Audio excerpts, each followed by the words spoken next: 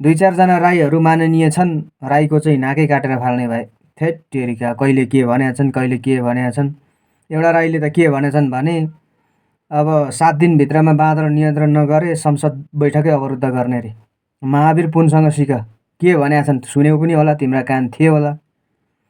अब बरु रकेट बनाउनको लागि सजिलो छ, किनभने त्यो सिस्टम छ। अब बाँदर नियन्त्रण गर्नेको लागि केही सिस्टमै छैन, कसरी गर्ने त भन्ने कुरा त भनिसकेका छन्। हुन त महावीर पुन जतिको तिमीहरूको दिमाग भएदेखि तिमीहरू त्यसरी किन विरोध गर्थ्यौ र, होइन?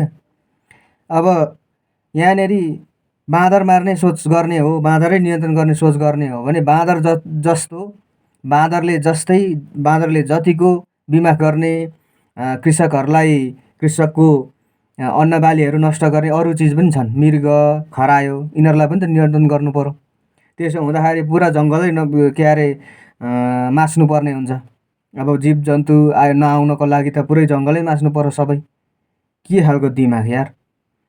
मृगले एउटा केही भर्खर पलाउँदै गरेको मुना टकटक खाइदिन्छ, खरायोले त्यस्तै गर्छ। बाँदरको मात्रै बिमाख देख्ने हो भने त त्यो त सरासर गलत हो। अरू वन्यजन्तुहरूले पनि बिमाख गरिरहेका हुन्छन्, कृषकलाई जे गरे पनि घाटै छ।